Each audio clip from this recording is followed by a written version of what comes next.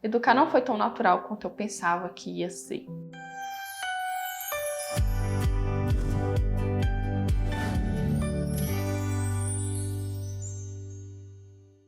Na verdade, quando a gente começa a preparar o enxoval da criança, a gente se preocupa com o quartinho, com roupinha, com a saída de maternidade, com a mala. E a gente vai nesse anseio de oferecer aquele melhor para o nosso filho. Só que a gente esquece de um preparo essencial, que é o nosso preparo como mãe, como mulher. O nosso preparo para receber aquele serzinho que vai necessitar de tanto cuidado. Eu não tive esse preparo. E quando a minha filha chegou para mim, quando ela nasceu, eu me senti perdida. Da mesma forma que me senti quando ela começou a crescer, a apresentar comportamentos desafiadores que eu não sabia lidar, eu não sabia como fazer. Então surgiu aquela versão que talvez eu tenha dito que nunca faria. Talvez eu tenha dito que eu nunca ia bater na minha filha, talvez eu tenha dito que eu nunca ia gritar com a minha filha, talvez eu tenha dito que eu nunca iria ter que lidar com uma birra. Só que eu tive que passar por tudo isso, porque a criança nos faz passar por tudo isso, mesmo sem a gente saber. E naquele momento eu tinha duas opções. Ou eu ia buscar algum conhecimento sobre aquilo que eu estava passando, ou eu ia continuar repetindo os mesmos padrões. Às vezes, repetindo as mesmas coisas que tanto me machucou em alguma fase da vida,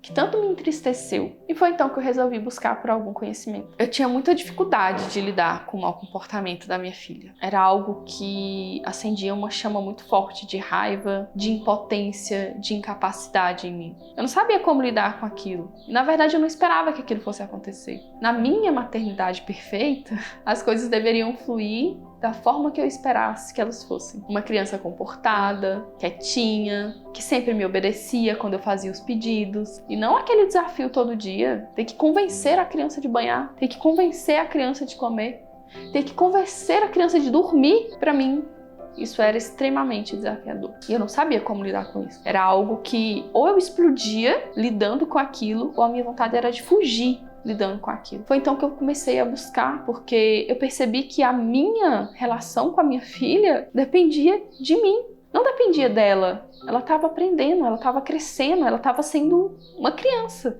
Dependia de mim, eu precisava de alguma forma buscar a melhor forma da gente se relacionar. Ela estava fazendo o papel dela de criança. E eu precisava fazer o meu papel como adulta da relação. Eu me lembro que quando eu dava palmada na minha filha, ou quando eu explodia, gritava com ela, eu enxergava claramente o quanto que ela se sentia humilhada no olhar dela. E isso, para mim, foi o que começou a me impulsionar a mudar a minha forma de educar. Eu vi ela tão pequena, tão frágil, dependente de mim e tendo que suportar aquilo.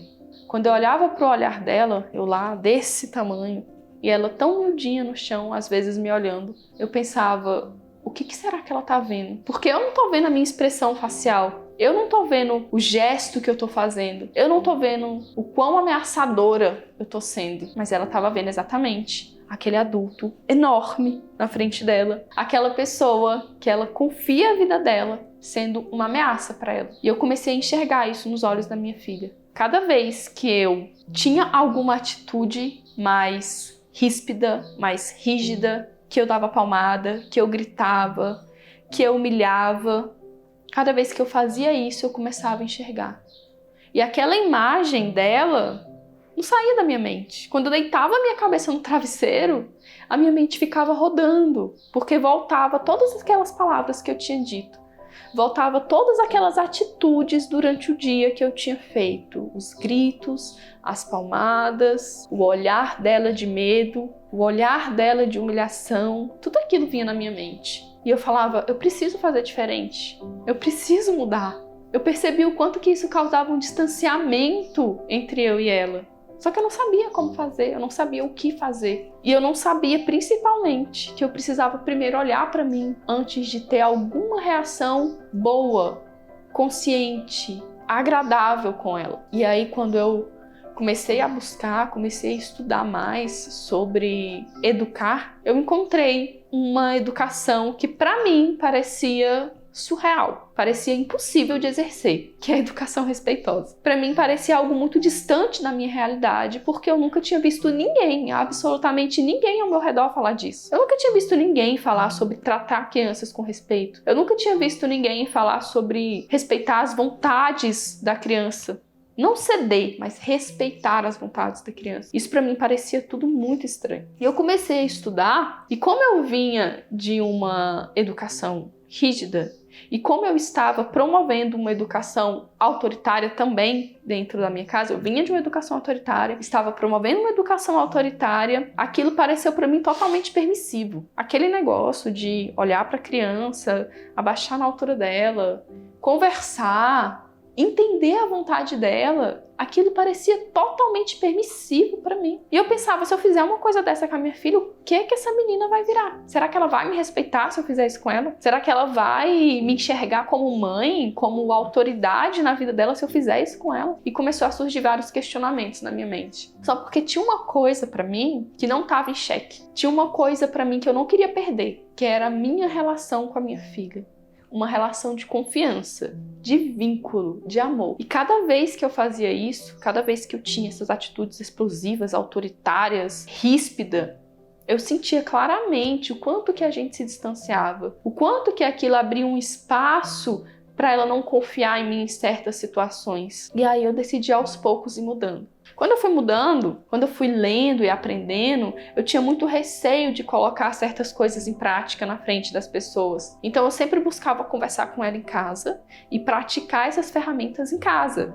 Porque eu ainda tinha muito medo do julgamento das pessoas. O que as pessoas vão pensar se eu educar minha filha assim? O que as pessoas vão pensar se eu tratar minha filha assim? Eu ainda tinha muito medo desse julgamento. Foi então que, depois de ler, de começar a colocar algumas coisas em prática, de perceber algumas mudanças, eu decidi que eu tive a oportunidade de fazer um curso, uma formação de educação parental. E depois que eu comecei, depois que eu fiz esse curso, foi onde que eu comecei a me aprofundar mais ainda, e a estudar mais ainda, e a ler muito mais sobre o assunto. E eu ainda tinha, quando eu fiz a minha formação em 2019, eu ainda tinha muito do autoritarismo em mim. E ainda tenho muito de ser autoritária, de ser essa mãe ríspida, que erra. Eu ainda tenho muito disso em mim. E eu preciso me esforçar para não ser assim. É um esforço consciente.